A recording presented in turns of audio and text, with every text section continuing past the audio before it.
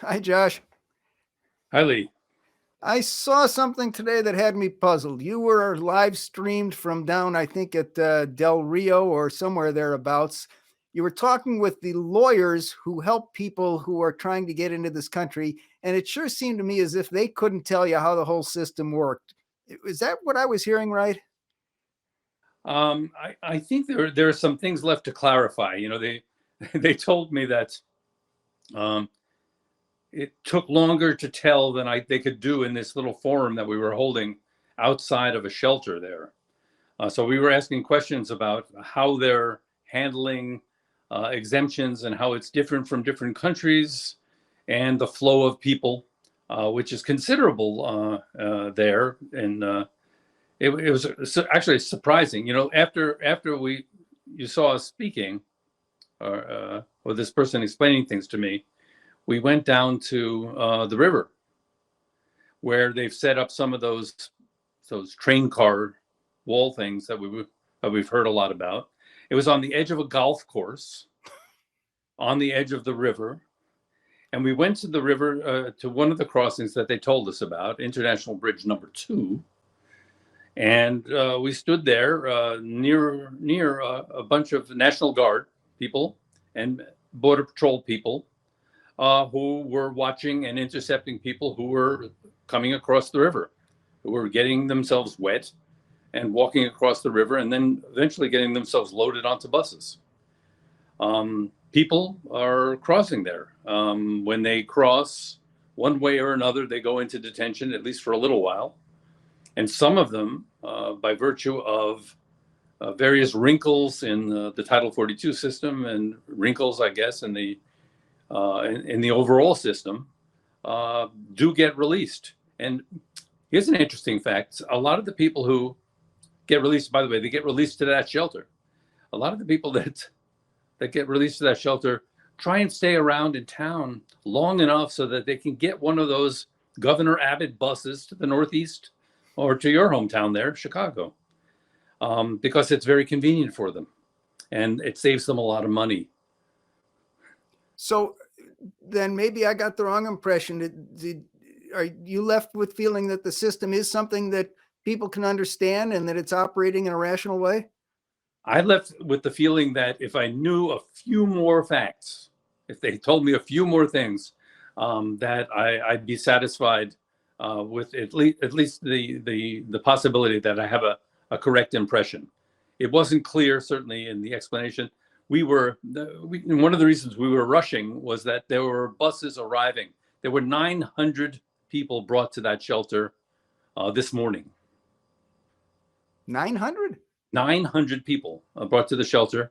A lot of the people that were with us on this journey for justice, in fact, were stayed behind and helped make sandwiches for all those people while I was out gallivanting about looking at people crossing the river. So yeah, a lot of people are coming across. Probably the people that do get released are either Title 42 exemptions by virtue of the fact that they're deemed vulnerable, especially vulnerable, or they come from countries where there's no agreement. For example, Cuba, Nicaragua, where there's no agreement by that country to take people back. There's no agreement with Mexico to take those people. So there's not much choice but to put them in detention, or if there's no room in detention or no desire to keep them in detention, which I imagine is possible. There's one of those gaps that I was telling you about. They eventually they're put in contact with their sponsors, the people they know, who are willing to, put up money or say they're going to take them. And these people arrange to get on buses, one kind or another, the Abbott Express or the Greyhound. So it sounds like the border is open. Anyone who wants to can just wade across the river. I don't think it's open exactly because I was just describing to you people who there isn't an agreement with, or there's some special circumstance. Still, the vast majority of people, thousands and thousands of them, are on the other side of the river, where I'm told it's kind of hard to find them because the Mexican towns over there are very hostile. to migrants. The town on this side is very hostile to migrants. So they really have to hide. We're in a section of Texas where Operation Lone Star is operating at a very, very intense, to a very intense degree. It's not like other places where there's tolerance of the presence of migrants.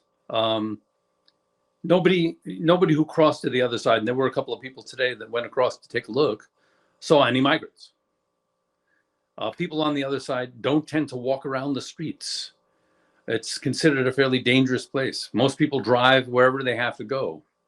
But somewhere there, I'm told by the people who are down here working all the time, are thousands upon thousands of people trying to figure out how to get across.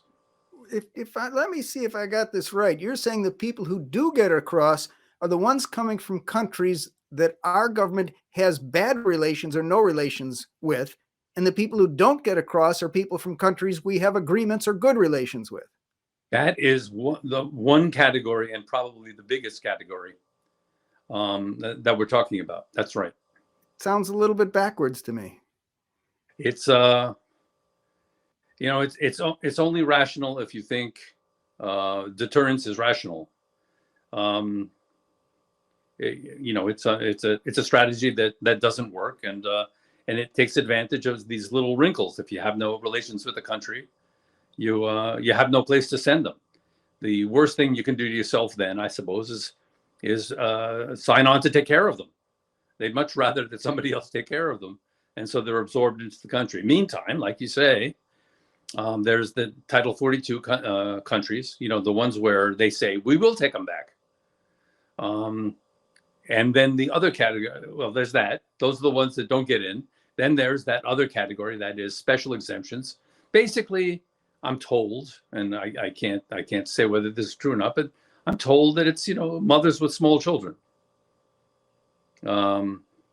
Oftentimes, apparently, married couples, if they don't have children, find themselves separated in this process. The woman is let in, the man is not, and so they're separated by virtue of this, very confusing system. I understand that what I'm saying is very confusing, and it's partly because I'm confused, and it's partly because it's fucking crazy.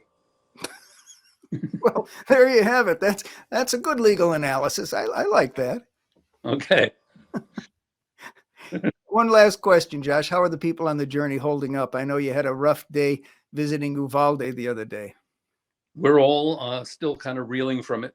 We're trying to find time to to talk it through a little more and process it. I have a feeling it's going to take quite some time. It kind of took me by surprise how powerful an experience it was. I was talking to my wife Melissa, and she said that perhaps it's like what it would feel like standing outside the gates of Auschwitz, which I've never done. Take care of yourself, Josh. Thanks, Lee.